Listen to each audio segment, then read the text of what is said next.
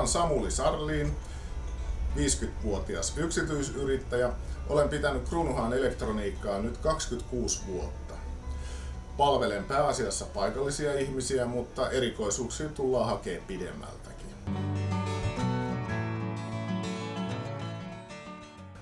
Valikoimiin kuuluu kaikenlaiset lamput.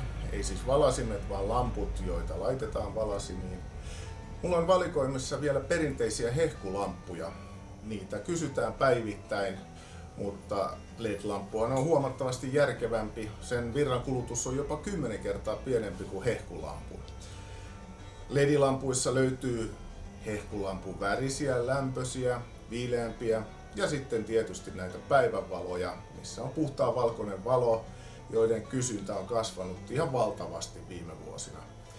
He, joilla on näkemisen kanssa ongelmia ja heitä tietysti väestön ikääntyessä on yhä enemmän, niin niiden kysyntä on kasvanut valtavasti.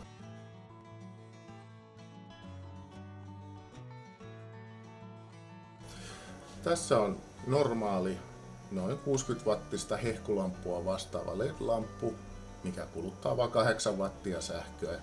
Tuossa me nähdään se normaali lämmin värisävy, mutta ne päivävalot, mistä puhuttiin aikaisemmin, eli puhtaan valkoiset, niin niitä löytyy kaiken tehoisia. Sellaisia LEDejä, jotka vastaa ihan perinteistä 40 wattista hehkulamppua tai jopa 200 wattista hehkulamppua vastaavia, mutta se puhdas valkoinen valo, missä näkee hyvin. Sitten seuraava, mitä menee paljon, on tietysti kaikenlaiset paristot. Tää mulla löytyy valikoimasta ihan kuulokojeen paristosta näihin uusiin litiumparistoihin. Periaatteessa valikoimassa on kaikkiin tarpeisiin paristoja.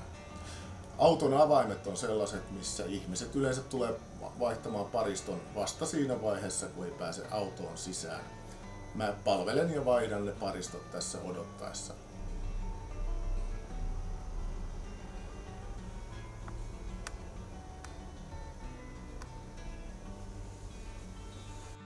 Muutama vuosi sitten normaali paristokäyttöisiä radioja sai joka marketista ja oli valikoimaa paljon.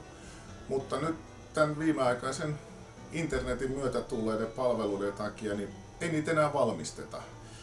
Viime aikoina on paljon kysytty paristokäyttöisiä radioja ja niitä saa oikein etsimällä etsiä. Mutta olen onnistunut saamaan valikoimiin ja tällainen pieni söpö radio, mikä laulaa ja kukkuu kauniisti.